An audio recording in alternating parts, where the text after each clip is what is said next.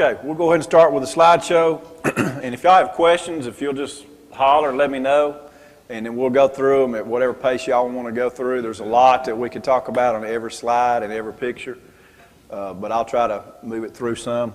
And we'll start. I stayed 1 week in Galilee and 1 week in Jerusalem, so we'll do it sort of in that order. How many of you did not see this on Sunday night? Okay. These are a little different, too, from Sunday night, but I thought you guys might want to look at it a little closer because this is usually our Bible study group. All right, let's give it a shot. So this is just a satellite view of Israel, and can you see my little cursor up there? There's the Sea of Galilee. We were just looking up in here at the headwaters of the Jordan River. All this was taken over by Israel in 1967, in that 67 war that they had, called the Golan Heights and all of that region. Sea of Galilee and then the Jordan River into the Dead Sea. And somebody said, well, the Jordan River is pretty dry, and it is because the Israelis have diverted the water right here into Israel and away from the Jordan River, which is mostly in Palestinian territory, called the West Bank, Palestinian Authority. And you'll see a wall as we go through that the Israelis have built walls all over.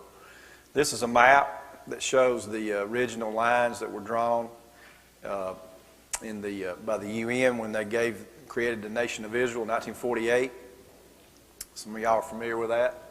And this was the West Bank area that you often hear about, the West Bank of the Jordan River that runs right through here into the Dead Sea from the Galilee. The Israelis have, in the year 2000 or so, built a fence. You see Bethlehem is behind the fence, and then the Israelis have decided some of these sections are really their territory. All the settlements, you hear about Israeli settlements, Jewish settlements. Jericho is behind the wall. You have to go through all the security checkpoints to get in and out there. Suicide bombings in the nation of Israel, Tel Aviv and so forth, have dropped 90-something% because of the wall. But these folks who are Arabs are really in bad shape because of it. So now we'll get on into the tour part. It's like a honeycomb. It's not like a straight fence even going like this right here. I'd say probably about 200 miles or so. And then it's honeycombed in here and there. It's just it's not like a straight line or even a boundary that's round. It'll go in. It'll take neighborhoods and a neighborhood that you used to go into. Yeah, it's just, and there's towers. Yeah, you'll see that. This is the first thing driving from Tel Aviv. We landed in Tel Aviv and just driving through Israel. And so what we saw earlier with the waterfall, most of the country is not like that. Most of it looks like this right here. Real dry, a lot of rocks. That's the wall separating where we are in Israel to the West Bank. This is a town, an Arab town behind this wall. And this is the first view coming into the Galilee regions. There's a Galilee Sea over the hill there. We stayed at a pilgrim's place, a monastery really, but they had like a hotel with it on the Sea of Galilee. This is on the balcony where I stayed, and it's a really, really nice region, places where Jesus actually had walked and did his ministry. First thing we did, go to the Sea of Galilee, walking down there. So this is the shoreline. That's Tiberias. I'm going to stand on that shoreline where you saw me take the pictures where you saw the pictures of the boat and where I was standing a while ago. If I turned around and looked up at the bank, there's a hill and it goes down and it comes back up. This second hill where that church is the Mount of Beatitudes, the Sermon on the Mount. And right down in here is this monastery, and down in here is where Jesus fed the 5,000, the multitudes with the loaves and bread. So we'll see. The loaves and fishes. So we'll see that in a minute. Things are a lot closer than I thought they were. There's a little further out view of it. So here I'm standing on the shores, and here in this area is going to be the church where the feeding of the multitudes was, and right up there is the church that's stationed on the spot where the Beatitudes were given. That's my roommate. We jumped in the water so we could say we swam where Jesus walked. Fresh water. Cool and really, really nice, refreshing. This is a hydrax. They're all in the rocks there, and they're mentioned in the Bible in the Old Testament. Cross between a raccoon and a groundhog or something. Capernaum, which is all somewhat excavated, is run by French Christians. These are just some of the ruins of the excavations there. This is the town of Jesus, and Peter's hometown. This is Claudia, our Arab guide. Okay, this is the ruins of a complex, which would have been a house complex, would have had a courtyard, and would have had maybe a wall around it where several families lived together. For us, it would be my family and Mary's family, Mary's sister and her family, probably my mom and them, all of them. We would have all lived in this same thing. This would have been a house for a family, but it would have been that extended family. This house, to the left of it, is the synagogue, and to the right of it, where this strange-looking building is, this is a church built over the housing complex of Peter in his home, St. Peter. So they built it over where his church is, or where his house is. We'll see that again in a minute.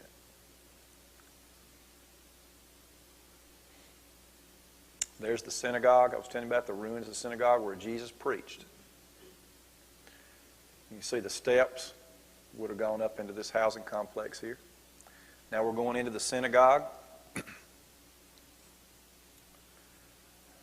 I'm sitting on the seats. This is where people would have sat when they went to the synagogue. This was a door. The synagogue would have been a lot higher than we see here. This was a door upstairs where women would have to go and enter. They had to go upstairs and had to stay up there, and they had to be quiet when they went to the synagogue. Yeah. Things have changed, right?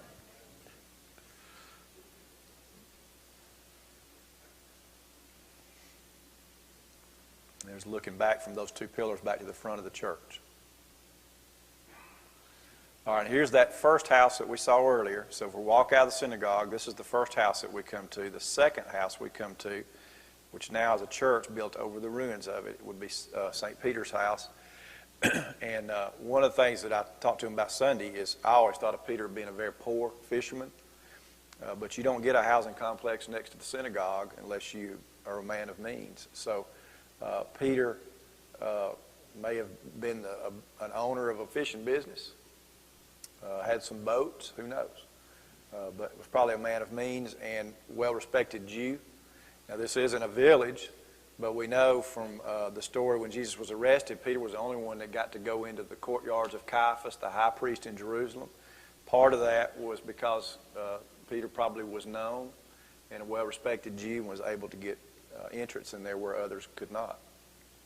This looks like a flying saucer. The church is built over it in the center of the church here, which is a French Christian church, Franciscans, is a glass floor, so they can look down and see the ruins of the house of Peter. We'll look at it. And this is the ruins of the house, pretty small area, and this is where the stuff they found. This is where Jesus would have been eating, and this is where he met with Peter and healed his mother-in-law of a fever, you remember? And this is probably where some of the very first Christians met, in the house to worship. Later on, Christians built a church around it with 8 sides, and they built the church on top of the ruins of the house of Peter.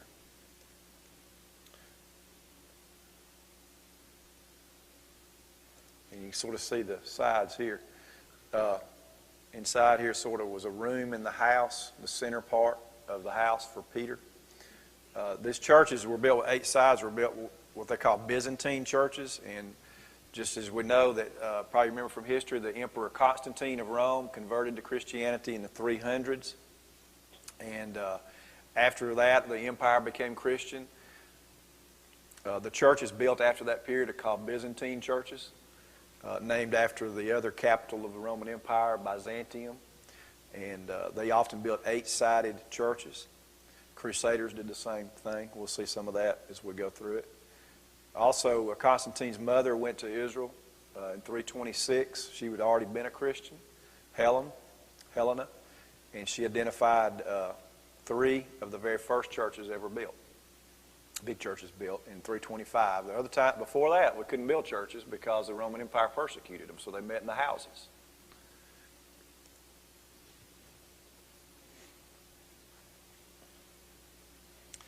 And right around the Sea of Galilee, these cliffs called the Cliffs of Arbel. We got to go up there and look. This is called the Valley of Doves. And this is the main walking route if you were coming from Nazareth to the Galilee region. So this is probably the way Jesus first walked when he came in to the Galilee to live in Capernaum and begin to call disciples to himself.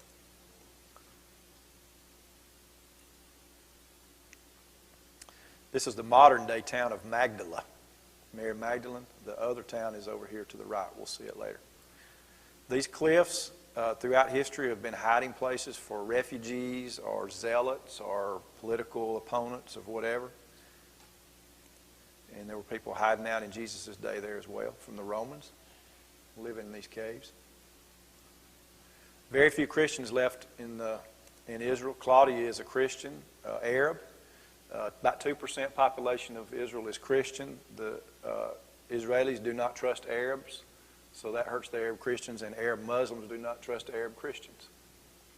She said there are about 7 Christian families that live now along the Galilee Lake area. It's not a lot. They don't have a church. They just go to the churches that we go to as tourists. This is a part of a place called the Horns of Hittim. And this was the site of the very last major Crusader battle in 1157, I think. The Crusaders lost and left the Holy Land forever.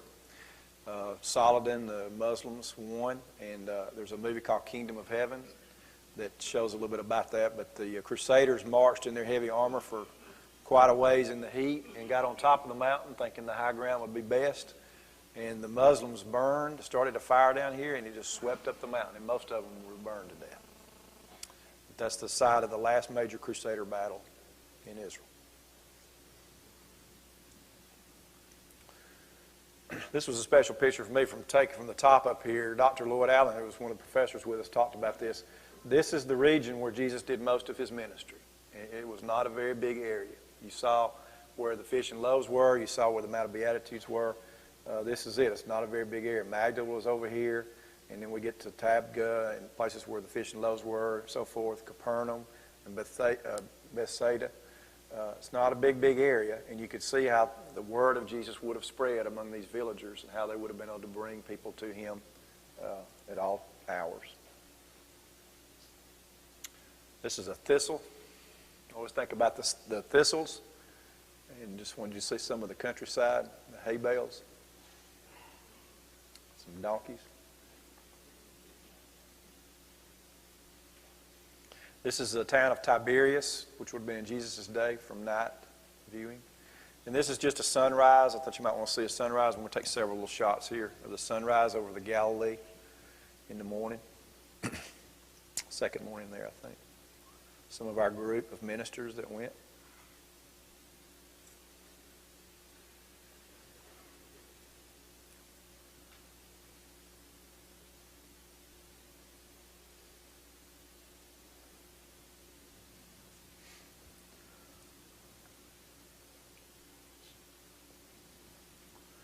While you're looking at that, one day I swam with 2 other guys from this little spot where we were right around through here all the way to the beach area where Jesus met Peter after the resurrection. So it's not that far to go.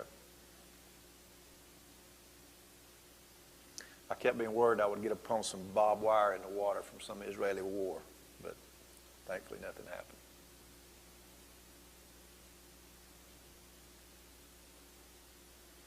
It's a beautiful place right there. So now we're going to go up to the Mount of Beatitudes. And this is a minister from Birmingham who read the Beatitudes for us, and then we spent a lot of time praying. This is a banana field here, all these bananas. And I always thought of Jesus standing on top of the mountain preaching down to people for the Beatitudes Sermon on the Mount, but all the people who live there say probably Jesus stood around here and spoke up. This is like a natural amphitheater. And to this day, you can stand down in here and somebody up here could hear you talking pretty easily. So it formed that natural amphitheater view. And there's the Sea of Galilee, all this. All this stuff was very close together. not that far apart, as you'll see. There I am inside the church, just commemorating the area. That's the ceiling. It's really, really pretty. There's the Beatitudes in Latin written on windows. 8 Beatitudes. This is the outside of it. Real pretty. That's the first Beatitude in Latin. You could go a little prayer garden you could walk through. One of my favorite pictures.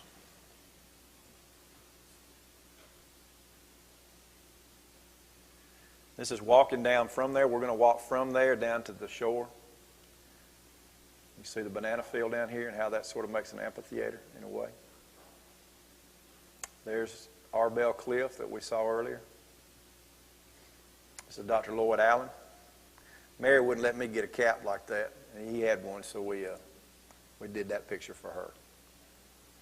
This is a rock commemorating the area.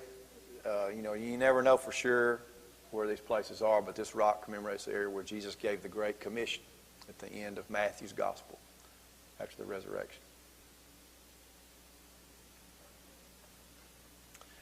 And then there's a lot of places that talks about Jesus going away to a lonely place to pray, and this was a likely spot. They think it is.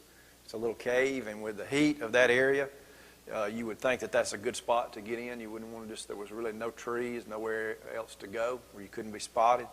This is not very far away, though, from the road and from the shoreline. This is inside the cave, and then we'll have a picture looking out from the cave.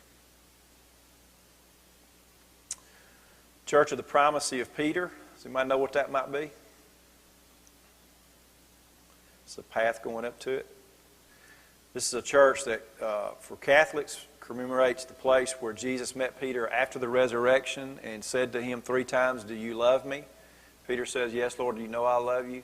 And Jesus said to him, "Feed my sheep." And Catholics believe that's where Jesus made him the prime disciple and the one who would be the forerunner of all popes. And they believe that that's where Peter was commissioned by Jesus to feed the sheep, to take care of the church. And this is a statue on that spot. The church is built over a rock, as most of those churches are. And in Jesus' day, the water would have come up here to these steps, and these are the steps of a dock, a boat dock, where people would have had their boats, the fishermen. This is a great place to fish around here. There are a lot of springs that come out. This area is called the place of the 7 springs. And when I got water for baptism for Allie, I got water from right out in here. Anyway, it's deep, and this is where boats would have come in. You remember in John's Gospel, Jesus is on the shore with a breakfast of fish that he's cooked over a fire, and Peter sees that, and then he swims in to meet Jesus. And Jesus talks to him, and after Peter, of course, had denied Jesus 3 times, there he is on the shoreline, and Jesus asked him 3 times, "Do you love me?" And I see that as sort of restoring Peter. But these are the actual steps, and they'll go inside to a rock where they built this church. There's another view of it. There's a rock. Again, all this would have been underwater.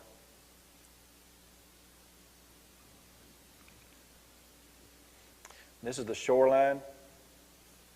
I actually did that. We got in the water and swam up to it.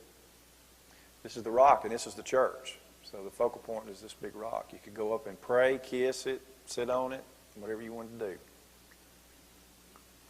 This is the place they believe Jesus, after the resurrection, laid out the fish and had the fish breakfast with the disciples.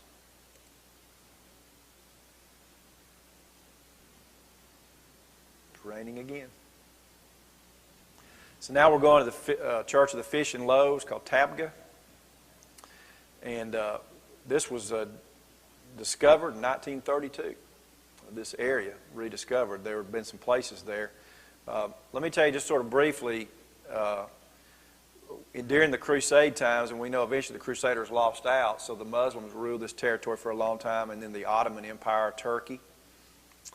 During the Crusades, there was a crusader, St. Francis, who went to fight, but then he decided that there were things being done that he didn't agree with. He went behind enemy lines and actually made friends with Muslims.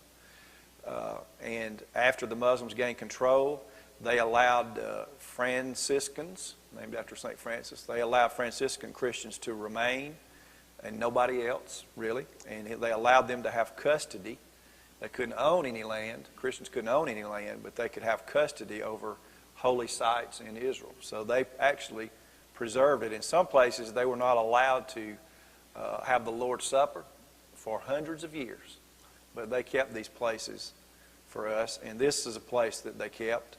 It was 1932. They were doing some building, and they found these old mosaics on the ground near a rock. They believe this rock is the rock where Jesus laid the fish in loaves, blessed it, and was able to multiply it to feed all of these thousands of people who had gathered by the shore there. They say that from the year 28, from the beginning of Christianity, Christians were going to that rock before there was any church and going there to pray and to remember Jesus. And the mosaics that we'll see in a little bit date from the period of the 3rd century, 3rd or 4th century.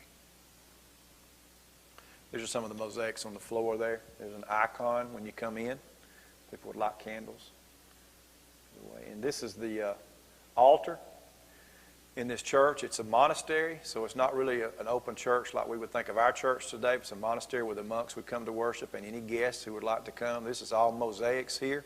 This is the rock, and this is an ancient mosaic that they found when they were excavating. They built this church. This rock is the one they believed where Jesus had the basket laid and blessed it.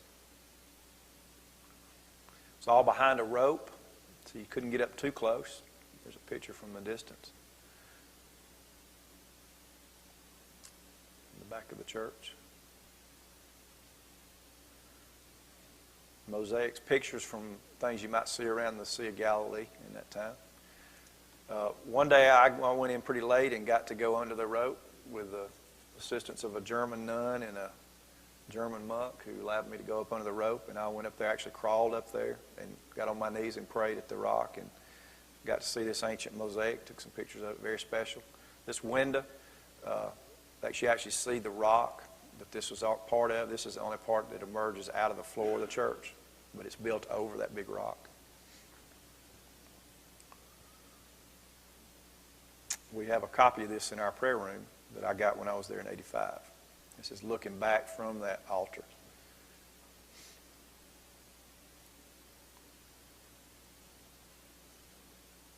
And this was a very special place to me. This is coming out of the church, just an olive press that you see, and that's the opening of the church, and a little path I would take through here. So now we're going to Nazareth. See some of the things there.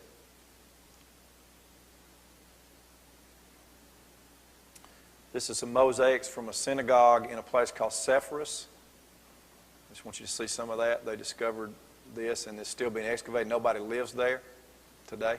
This is from a Roman villa, and this picture is called the Mona Lisa of Israel. It was on the floor of this villa that they discovered. And that's in mosaic. It's a beautiful picture. This is Sepphoris being excavated today, and I found out recently one of the leading excavators of this is a professor at Samford in Birmingham.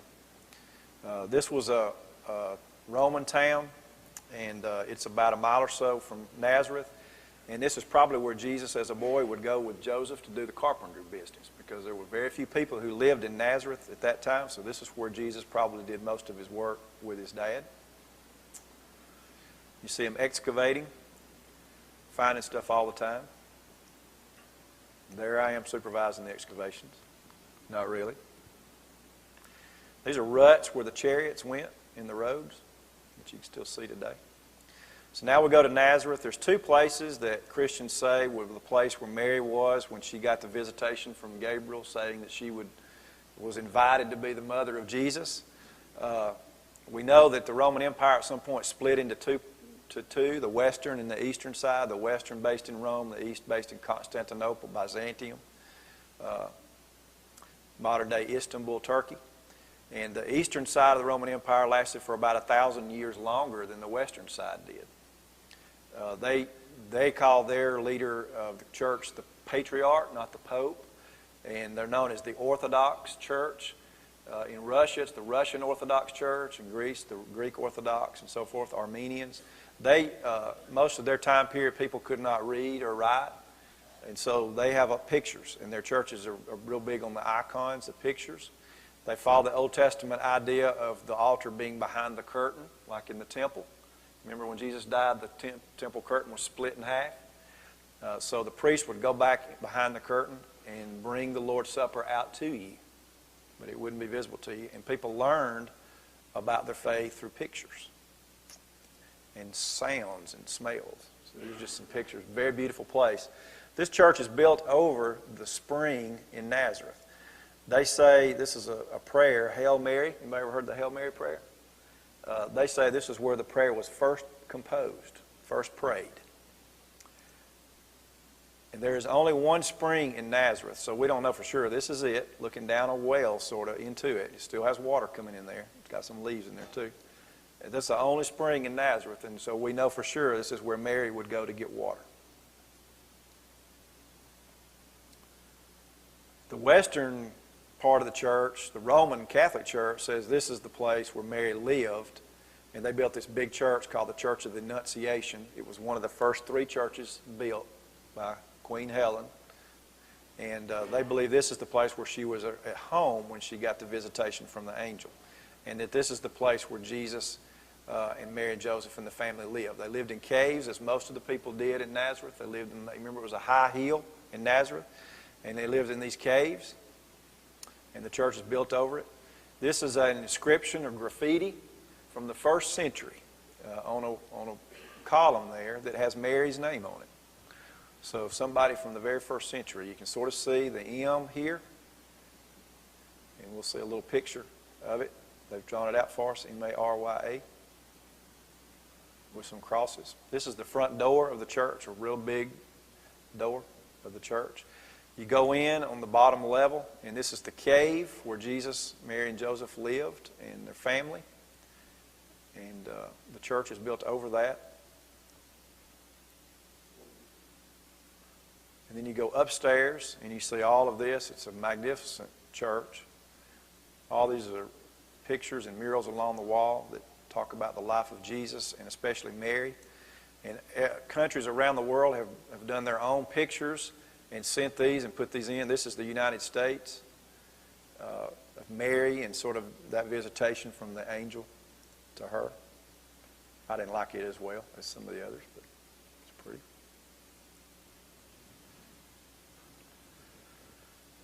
That's the ceiling as we go up, and we'll see it from the outside too, but it's just beautiful, and you can't get a good picture. That's from Japan, Mary and child. There's the outside. It's just too big to get a good close picture of. Very crowded area. As we're walking down, we walk through a little park area. This is a Muslim preacher preaching to a bunch of men in Nazareth, and the lady who was with us, our guide, who's Arab Christian, said that he was preaching hate.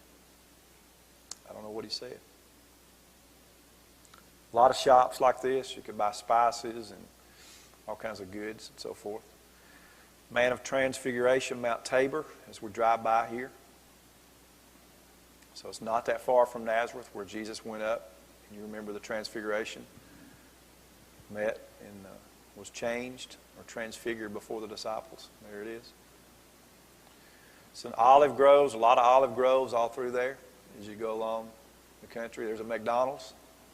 Remember we read right to left in Hebrew? So that's it if you want to know how to spell McDonald's.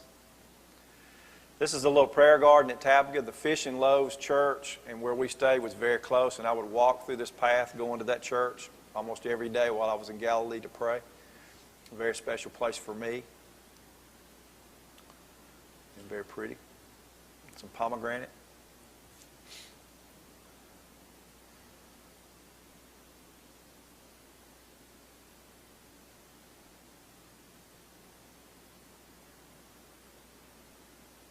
Some olives on the tree. See that? This is where some of the monks had an outdoor chapel. They've got an altar here that you'll see. This was built on the shoreline of the Sea of Galilee, but you see now how far the water has been depleted. The water is being siphoned off to do all this irrigation work throughout the country. So something will have to happen or the water will dry up. This is Tel Hazor, which is, if you might remember, this was the major battle. We always think of Jericho and Joshua, but this was the major place, the fortified city on a hill that Joshua defeated when they came in and took the promised land. And then Solomon fortified it. It was one of the great cities of Solomon. It has 24 layers of civilization. They found, while we were there, they actually found some shards of written law on shards of rock that were like Hammurabi's Law Code, which is the oldest known written law code in the world. So this is an ancient site. It's all being excavated even to this day. These are bricks made of straw. And there's a close-up shot of it. You can see maybe some of the straw in it. This is just some of the ruins of it. This is an old olive press that they've sort of recreated for us to see. A lot of these fortified cities would have water sources outside the walls, and so they would dig tunnels to bring the water from the outside in if they were ever attacked. And this is a tunnel going down, and this tunnel was built by King Ahab. Remember Ahab and Jezebel? So he was fortifying his area. This is when they built that. There's a big old lizard, if you see him. There's his head. A lot of these guys running around. This is the tower on that side of it. And this is looking over what would have been most of where everybody lived, but it hasn't been excavated. There's a whole bunch of us up on that tower. This is a place where the grain was stored, and probably a threshing floor. This is on the gates of the rocks that were called the Gates of Solomon. So these gates were built in the days of Solomon when he fortified these cities. These are actually rocks laid at that time. So 1,000 years before Jesus, those rocks were put down. This is where that waterfall was, called Banias in Caesarea Philippi. We're going to talk about this on a Sunday night in a couple of weeks. This is where Jesus took his disciples on a retreat. And after they saw all the Roman gods and the Druze and different religions and the resort and all that, he asked them, "Who do people say that I am?" And then, "Who do you say I am?" This is an Arab lady who was there. She would put this bread on this hot oven and put honey or whatever else. I had some with honey. Very good and very sticky. This is Caesarea Philippi. It was a Roman resort. This is a grotto to the god Pan. So it's called Banias, Pan, Banias to this day. This is a great worship center for the Romans. This is an arch built by the Romans. It's still there today. Some of y'all know I got baptized in the Jordan River. And this is the only place you really can go because most of the Jordan is dry now because the water's been diverted from running through there. And I've got a video of it, but this is where I was baptized, and there I am right now after coming out of the water.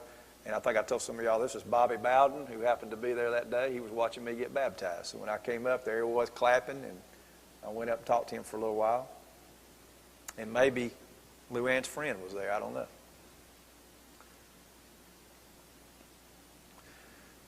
We got to go on a little boat ride on the Sea of Galilee. There's a good-looking guy on the boat. The boat needed a lot of prayer, I thought. But beautiful. Get to see it. This haze is just the way it looked. And in fact, we didn't, in the morning times around there, it was very hazy until it got all burned off in the heat of the sun. This is on the boat, and we're now looking over at this church of the Primacy of Peter. This is the place where Peter and them were fishing. And Jesus was on the rock with the fish breakfast after the resurrection of Jesus. And Peter jumps in somewhere around here and swims up to the shore and meets Jesus.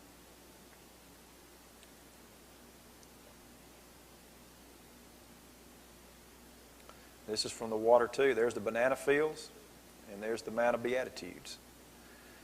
This is that little grotto I was telling you about, where Jesus got away to be quiet, possibly. And this is one of the many springs that come out. We swam down through here, and a lot of the springs are just coming out of this grassy area. You can't see where it came from, but this was a big waterfall, a freshwater spring. This is known as the Seven Springs area and was a favorite spot for fishing. Can't fish in Galilee anymore. They've overfished it. There were 2 Episcopal priests with us on our trip, and we had communion while we were there. This picture just shows how far the water has gone down in the last 30 years. This was a dock, and you can see where the boats would have hit the stuff up there, the tires. But it's really down. They recently discovered the synagogue in Magdala, Old Magdala, Mary Magdalene. And this was a spot where some of the first Christians came to worship. You see the little seats, sort of. You can see that. And when the water went down, one of the things they discovered was a boat from Jesus' day. And this is all that's left of it. It's a magnificent way that they got this boat out of the water. But that gives you an idea of what a fishing boat would have looked like. Not a lot of wood there, so this is a boat made with 12 different kinds of wood. And this is what it would have looked like maybe in Jesus' day. Okay, Megiddo was another one of the great fortified cities under Solomon and had been a fortified city for many years. It overlooks an area. People think about Armageddon, Megiddo. And Megiddo had been here, and this is Israel. And so this was sort of the area, the Babylonians, the Assyrians, the Persians, the Hittites, the Egyptians. So this was a major route for major battles and also for commerce. So those fortified cities were able to be like a toll road, but also be an area where people would come and finish off whatever superpower they were going to try to defeat. This is a model of one of the things that they found at Tel Megiddo, which is an ancient Canaanite. The Canaanites were there when the Promised Land, when the Israelis came in, the Jews came in. And this is a Canaanite worship site where they sacrifice things, including their children, to their gods. This is going up into Tel Megiddo. These gates were also put in, these rocks, from the time of Solomon.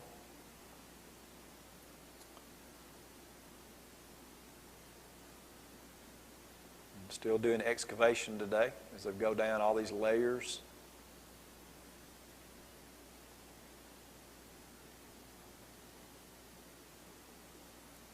And this is the Jezreel Valley Plain, and over here is Mount Carmel, where Elijah went to hide from Ahab and Jezebel and so forth. And then we're going to get Tabor over here, so you'll be able to see a really good view when you go up to Tel Megiddo. This is that Canaanite altar or worship area that they found.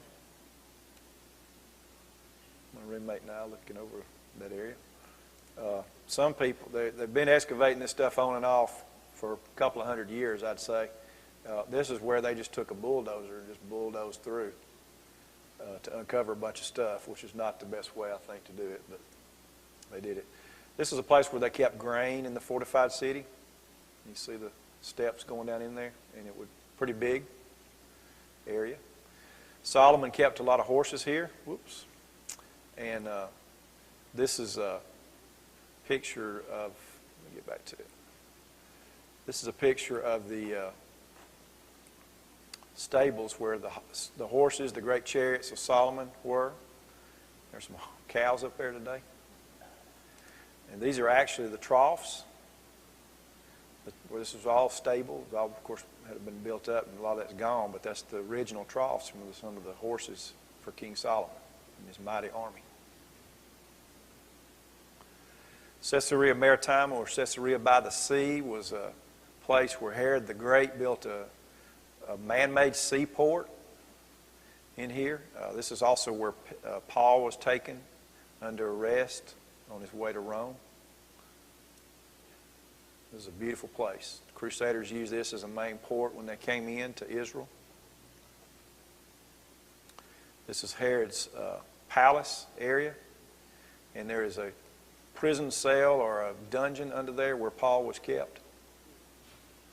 This is a hippodrome where they would race, and they would have people sitting here, and they would race chariots or whatever they would want to do. And this is a stone that mentions the name of Pontius Pilate on it. And it's just, to me, it's sort of strange. It's just sitting out there. You can see the U.S., Pontius, and then Pilatus, Pilatus. And up here is Tiberium, E-R-I-M-U-M. So Tiberius, Emperor Tiberius, and Pontius Pilate. And to my knowledge, it's the only one they've ever found with the names written on it. I don't know why it's just sitting out like that. But it's been sitting out a long time, hasn't it? This is the swimming pool of Herod the Great at his palace, right there on the ocean.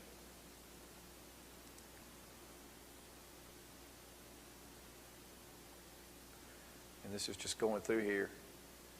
And all these rooms and stuff. This is some of the stuff they had to excavate down. They just left that so you could see it. All that stuff under it. Part of a Crusader castle that was built. They used moats where they came from, so they put moats there too. These are ancient anchors from this sea harbor. This was a 9-mile-long aqueduct the Romans built to bring water. With no pumps, they brought water to Caesarea. Beautiful place, beautiful ocean, beach. So now we get to Jerusalem. There's the famous Dome of the Rock.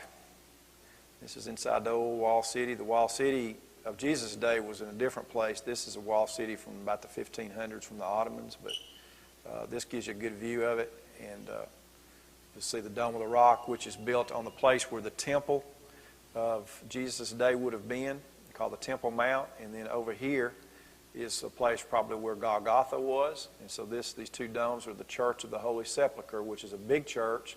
One of the first 3 churches Helen identified when she came and asked the people there where was Jesus crucified and where was he buried. And they built the church over that whole spot, the Church of the Holy Sepulchre. These are just some streets, or little pathways, I guess, inside the old city of Jerusalem. These are some guys that playing soccer and pause for a picture. This is where we stayed in Jerusalem.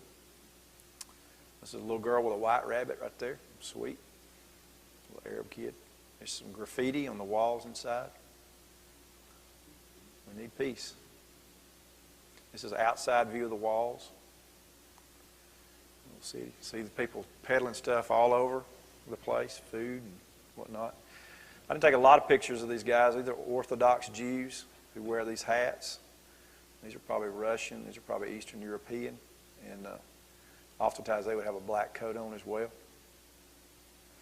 But a lot of different kind of costumes and stuff. These are Muslim women stopping by a shop to get some candy or something. A lot of vegetables. We talked a little bit about that earlier. Fruits. Olives of all sorts and marinated in all kinds of stuff. Nuts and candies. This lady just grew this stuff and just set it out. Didn't have a shop.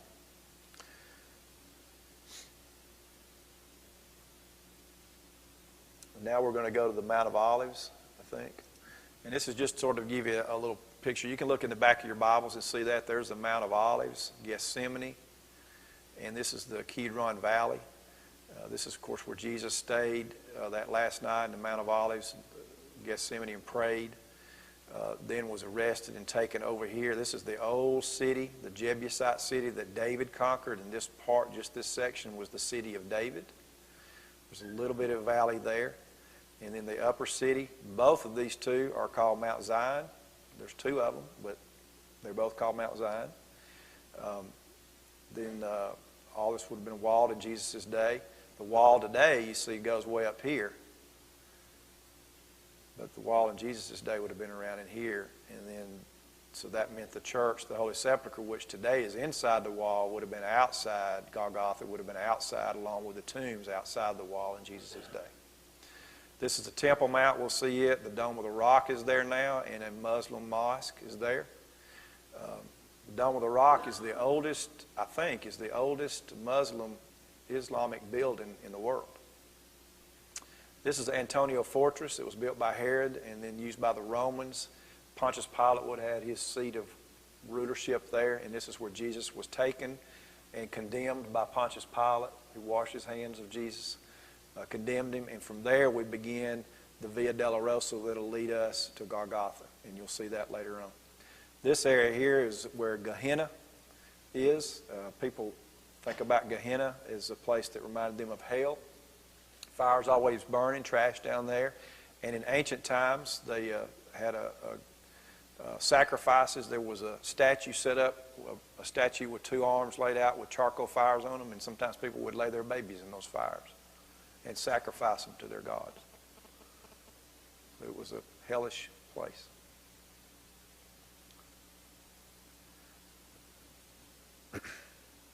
Now the Mount of Olives was a cemetery from from ancient times. So you see a Jewish cemetery. And oftentimes what they would do, people would be buried in caves or in these sarcophagus things. And then when their bodies decomposed, they would take the bones out and put them in smaller ossuary boxes. The boxes would be wide enough for your skull and long enough for your femur bone. And this is a first century burial area. These are actually ossuary boxes with bones from the first century. And some of them have Christian symbols on them. This is a Jewish cemetery with some Christian symbols on them. These are some of the first Christians from Jerusalem buried in there. It goes way back in all these little cave areas. This is looking back from the Mount of Olives over to the walled city. This is the Golden Gate that was walled in. It's part of the Jewish cemetery, and like we bring flowers today, Jews often bring rocks as a memory, and they put rocks on there to say that they have remembered that person. You'll see some other rocks later. This is paved now, but this is actually the route Jesus took in his triumphal entry into Jerusalem. And now we're coming to the Garden of Gethsemane and the olives trees there, in the place where Jesus prayed on the rock of agony. And this is the church built over that rock where Jesus prayed 3 times. This is a rock where Jesus prayed 3 times, let the cup pass. It's a very special place.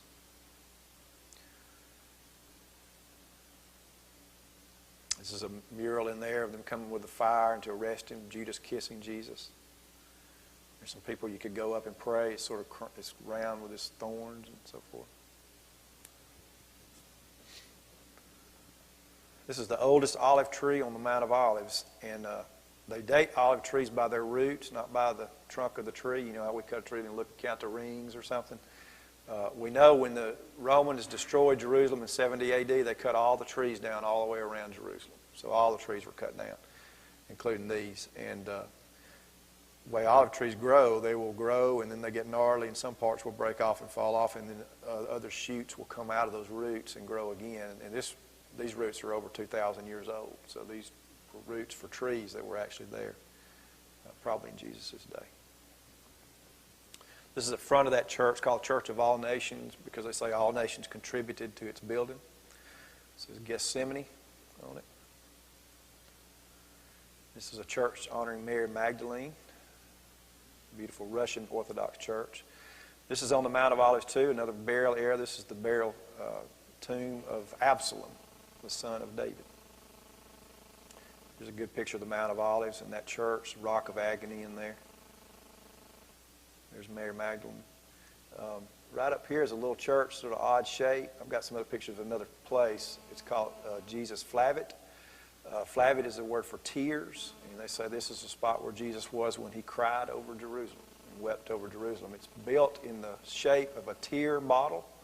Sometimes in ancient times, people would cry their tears. If they couldn't go to the funeral or the grave, they would cry their tears into a bottle, and when they could go, they would put their tears on the grave. And those bottles look like a little teardrop. And the church built looks like that.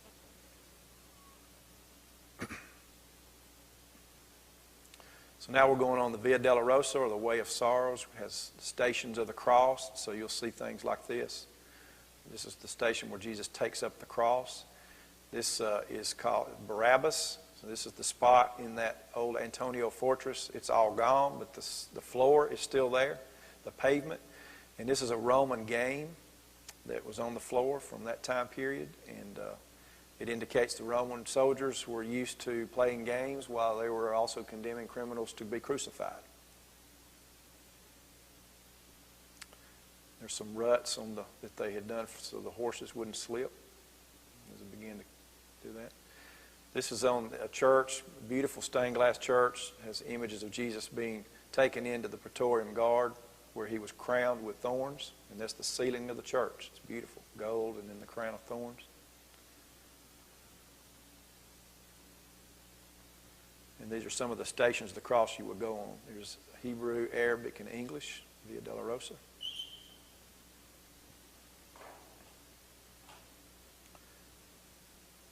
And these are some of the many, many guards and soldiers you would see all over, especially in Jerusalem. Station 3, where Jesus falls for the first time under the way of the cross. This is a place where they say Jesus met his mother. Some of these stations are in the Bible and some are not. This is a place where they believe Jesus leaned his arm or his hand up against the wall as he was bracing himself. Who knows? But Christians for centuries have put their hands there and have almost indented it with the wear of it. This is now entering into that church of the Holy Sepulchre. It's supposed to have an E on it. I don't know why it didn't. So we're going in really through the roof of it.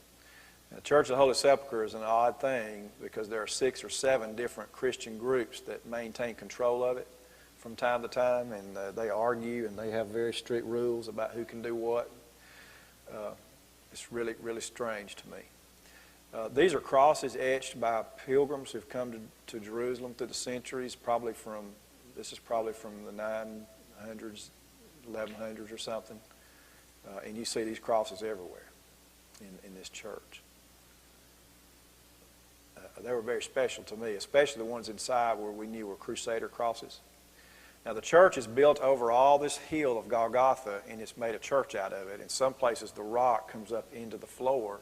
Other places it's just all covered over by the floor. This is on the 2nd level of that church, so it would have been up higher on the rock, and this is the area they know as Golgotha. This is the section, you can sort of see the picture here. This is where they believe Jesus was nailed to the cross. I saw an artifact of a nail, a Roman nail from that time period, which was actually they discovered the heel bone of somebody, so it was stuck still through the bone of somebody's heel. And on that one, they put the guy's legs on the sides of the cross and nailed him through this way. So that was a different thing on that one. But here's a spot where they say he was laid and nailed to the cross, and over here is where the cross would have been put up, and where we know is Golgotha. And we'll see some different views of this one. And you see, it all looks very different for us in our minds, but there's the rock all around it, and the glass covering the rock, and there's a spot where you can go under the altar and put your hand on there and touch that rock.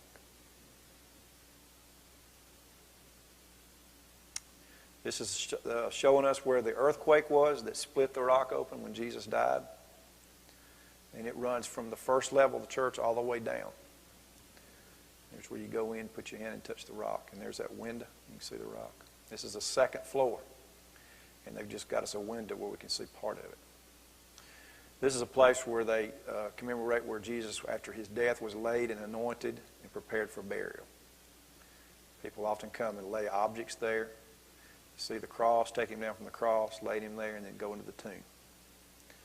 People laid out stuff there to keep. It has a smell, rose water. This is the tomb of Jesus. And the story is when Helen came and they said, well, this is the spot, she had people carve out that tomb out of the rock. So they carved it all away and isolated that tomb and built this huge church. We'll see the big dome over it. And then later on, the Crusaders came and they built a chapel on top of this rock tomb. So there's actually a chapel, this small chapel here, inside the big church building that we'll see. And back behind here are more cave tombs that we'll go to that they really look like what I would imagine it looked like. So here's, they're having a service, and they're actually going in. These are Franciscan monks.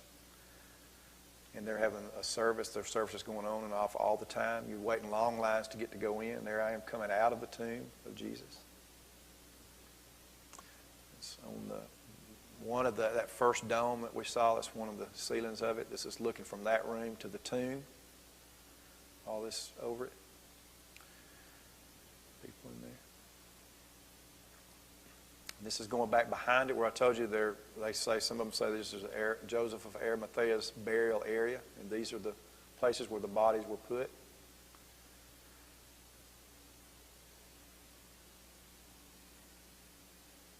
And that's that big dome over the tomb of Jesus inside that chapel. These are Crusader crosses, and there are hundreds or thousands of them. Graffiti stuff in the walls. And I think I told y'all, I got to spend the night in this church, about 30-something of us, and we spent the night in there. This is the front door of it, so we'll see some pictures when I went back in the evening. And what they do, it's really strange. Once you're in, they lock the doors, and they unlock it at 5 a.m. So when they lock the door, they go outside. This is a tall ladder. It's much taller than me. Somebody from outside will take that ladder, climb up, and lock the door about right up in here. and then they open a window and pan the ladder back through the window inside, and then in the morning they'll open it back up again the same way.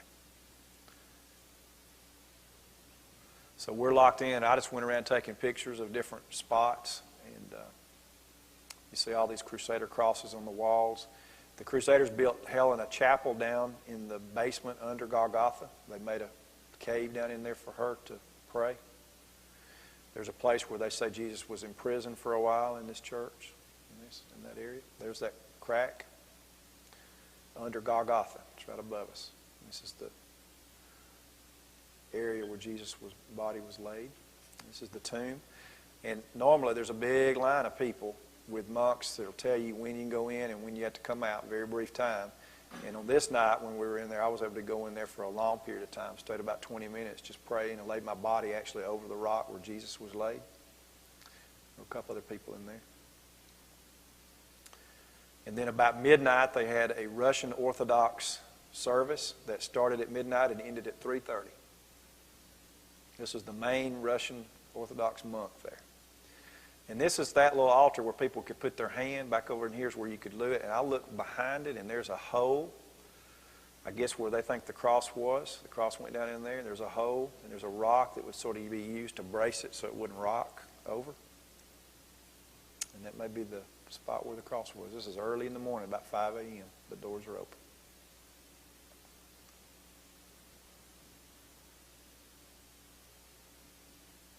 And I didn't take any pictures inside the tomb, just for obvious reasons, I think. The upper room is just an area, and this is it, but it's all built up, and it doesn't look like anything like I would think it would, but that was a spot. This is a church called Peter in Gallicantu, which is Peter and the Cock Crowed. This is the church they say built over Caiaphas' old palace where Jesus was taken after his arrest on the Mount of Olives, and was mocked and spit on and condemned, and then taken to the Antonia fortress for Pilate and the Romans to take custody of him. So we're going to actually go get to see some of the stuff in that one. This was a very special and moving place to see on Mount Zion. These are the steps from Jesus' day. He probably came down these steps to go to the Mount of Olives to pray, and was probably dragged back up these steps after he was arrested, and he will go into trial. So we know Jesus walked there. This is inside the church. There's Jesus bound. It's a beautiful place. There's a hole in the middle of the church floor, which goes into the dungeon. And one of the guides said it's possible, we don't know, it's possible that Jesus was lowered down through this hole. Oftentimes criminals would just they'd tie a rope around him and they'd lower him down in the dungeon. So that was a different way for me to think about it. There are all these icons on there. This is Peter after he denied Jesus 3 times, going out and weeping. This is a picture of Peter meeting for that charcoal breakfast on the Sea of Galilee with Jesus. This is down underneath the house in Caiaphas' dungeon. This is where Jesus likely was taken and kept for a while until the Sanhedrin was called. These are places where they would put their hands and they would spread out and they would whip them. And I put my hands up in there like that. Whoop. Let's hit that.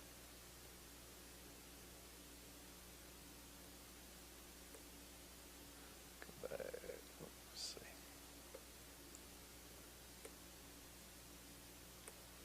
Okay.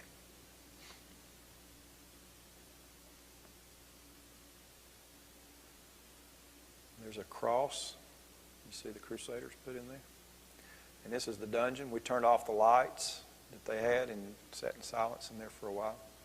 There's another spot that people think that might be where Jesus was crucified called the Garden Tomb. I think it's probably not as likely, but it sure looks like it for us. In the West, there's no big church built over it.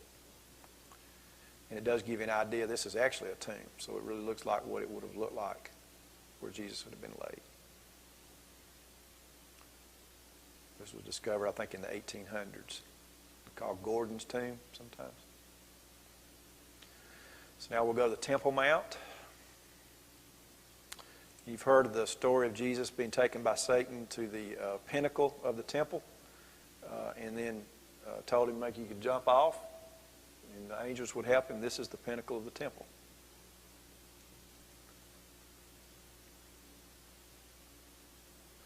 And this is all that's left of the temple of Jesus' day, called the Western Wall or the Wailing Wall. All kinds of people all through there, including 18-year-old soldiers carrying big guns. The men get to go on this big long side here, the women on the other side.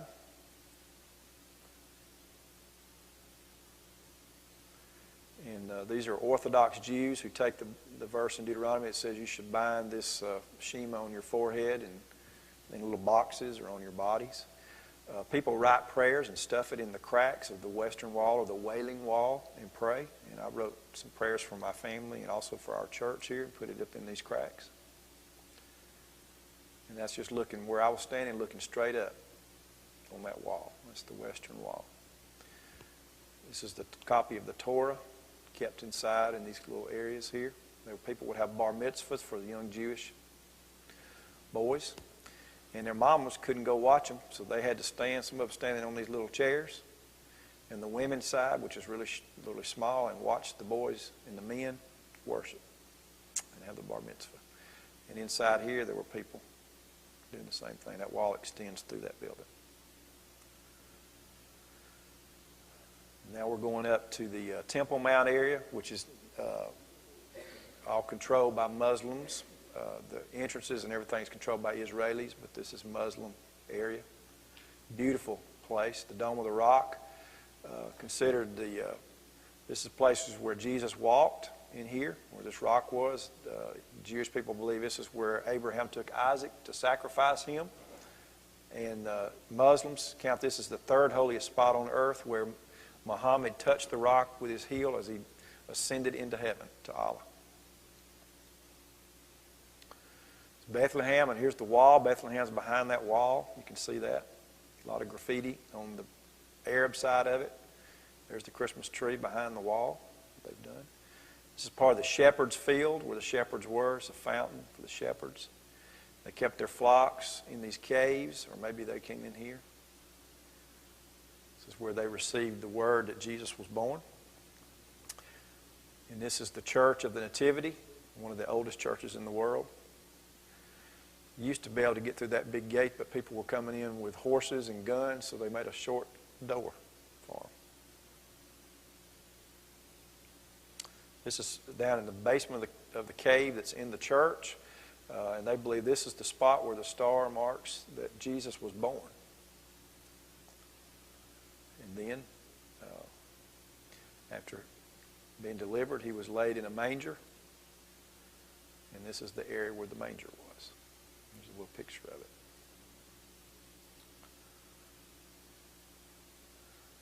So now we'll just look some at the Dead Sea in the Qumran area. You go down south of that. Dead Sea, you float without trying.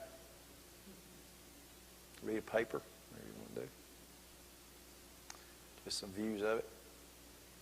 This is all this wilderness area, somewhere where John was baptizing in the Jordan, and then Jesus went in the temptation. This is Masada, which was one of Herod's fortresses. It's where Jews during the Jewish wars stayed and committed mass suicide before the Romans came. These are actually remains of Roman camps. The Romans took a year to siege this fortress. This was Herod's palace there on the end. He also had a swimming pool down here, which was amazing. There's a Roman camp. This is this long earth ramp that the Romans built for about a year, and right before they got up there. They all committed mass suicide. They found in this area these shards, the last 10 men to survive, basically put numbers on these little shards of rock, and they drew numbers to decide who would end up killing each other's families and killing each other till the last ones died.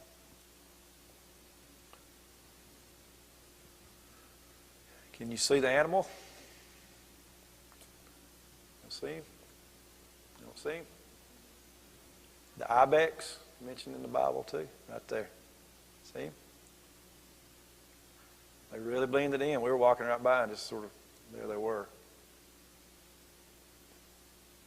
See that? See him? Right there? Okay. This is Qumran, where the Essenes were. This is where This is some of the caves where they found the Dead Sea Scrolls. A shepherd boy was trying to get his animals out of these caves, and threw a rock in there to scare them out, and heard it hit pottery. And they discovered in this cave the oldest known complete scroll of the book of Isaiah. It's the oldest copy of any book of our Bible was found in this cave here. They said the guy that found the shepherd boy died several years back for lack of medicine. He was so poor. He was a Bedouin. There were Bedouins, and they found it, and they saw that it had leather, and they did not think about what it meant. It was a copy of Isaiah, and they tried to sell it to a shoe cobbler to use the leather. And then the guy, for some reason, thought it might be worth more than that.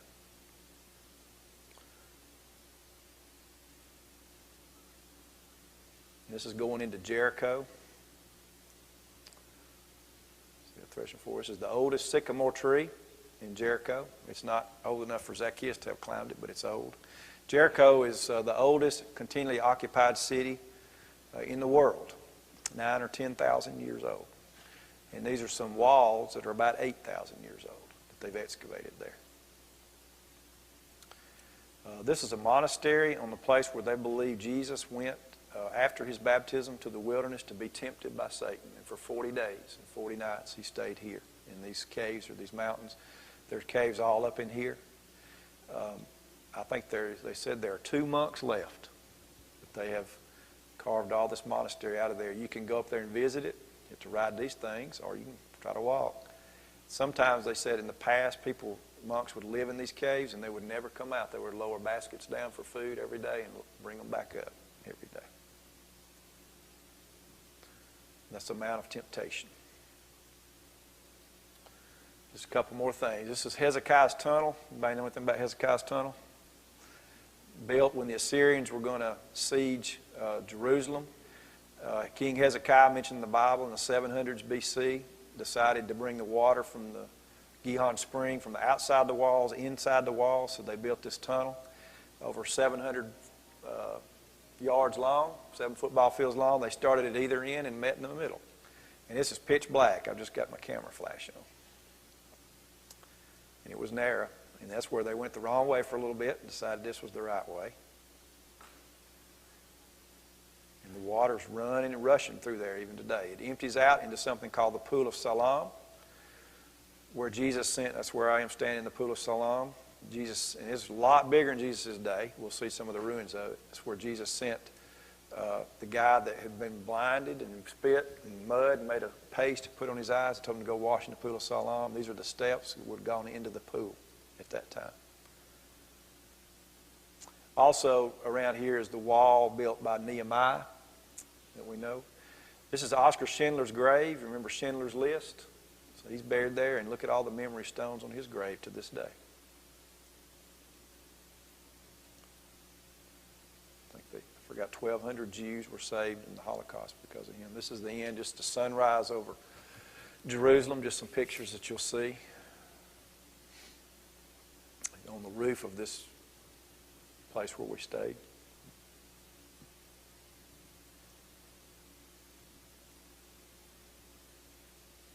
It's called Mount Scopus, and then the Mount of Olives.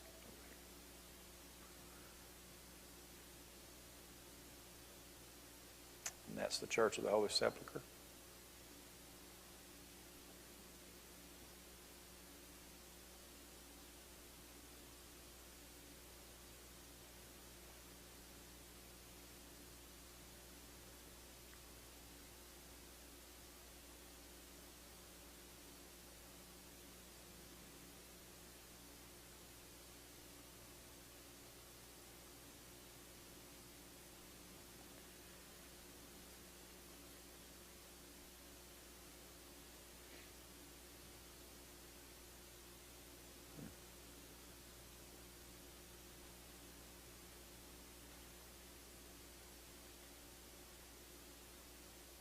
There's that church, Jesus cried. It looks like a tear.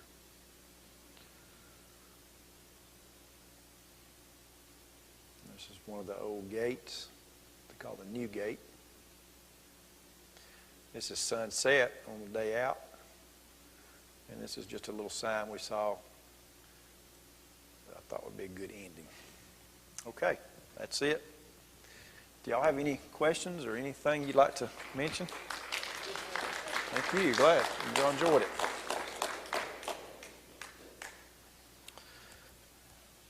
Okay, I know you probably need to stretch. Y'all got any questions? Anything you'd like to ask me about or talk about?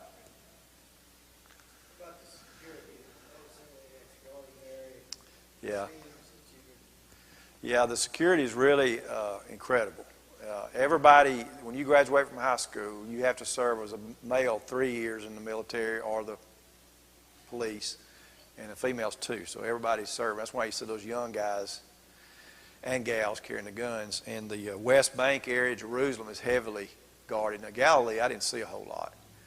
But in Jerusalem, you see them all over the place. Although that little gate down almost every street, walking with those guns. And when we went into the West Bank through those checkpoints, Doyle, they would ask us what we were there for, and oftentimes they would get on the bus and they'd come walk down the aisle of the bus with those guns, just checking us out. They were very friendly and very nice. And I did see one time when we stopped a car in front of us, and they pulled him off and were going through his trunk and went through the whole thing. And the guide said, I think he has some vegetables or something that he wasn't supposed to bring in. I don't know. But it's just really heavily guarded. Yes. Yeah. And, they're trying to, those settlements, you read about that all the time. You hear about those settlements that are on really West Bank territory, and they're always fussing over those settlements. 2%, yeah. One of the things that I think the Christians are just getting squeezed out. And for whatever reason, a lot of the Christians have the capability to get out. And they're all Arab, Palestinian Christians, almost all Palestinians. And they're wanting to get out. The Christians are wanting to get out. Yeah.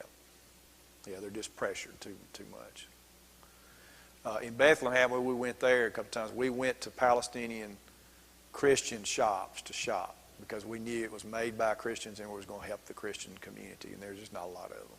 So the nativity set I paid a whole lot more than I should have paid or could have paid, but I knew it was going to help these Christians. So.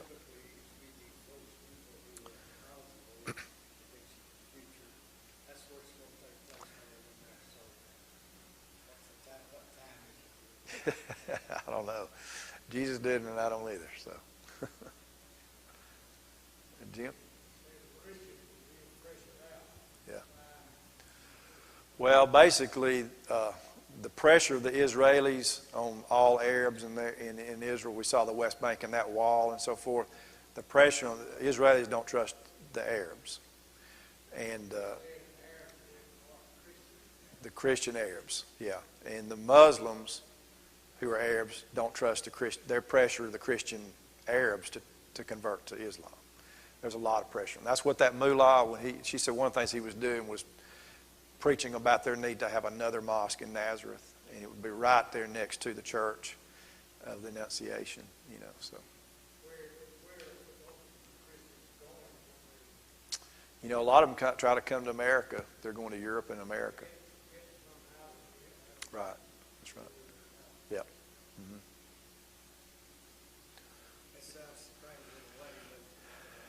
Yeah, I think Bethlehem, when I went over in 85, was probably 70-85% Christian. And I think now it's about 10% Christian. Bethlehem has always been a Christian town. But, maybe one way of moving them out. Who knows? I don't know. Anybody else? Anything you want to ask about?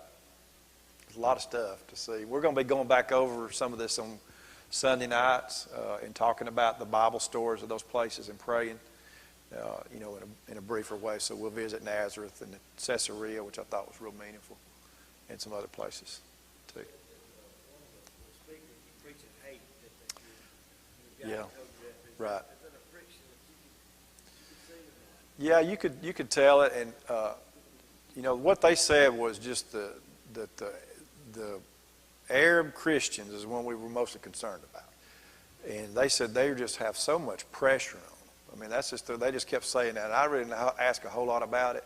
And our trip wasn't like a political trip anyway. We weren't trying to do that, but you could just tell they just felt that, and The guy where we stayed in Jerusalem at where that really nice place was a Pontifical Institute, Notre Dame, owned by the Pontiff in Rome, Catholic place. And there was a Christian guy there, and he was a cook, and he made omelets and stuff. And I was talking to him, and he lived in Bethlehem. And Bethlehem's 3 to 5 miles away.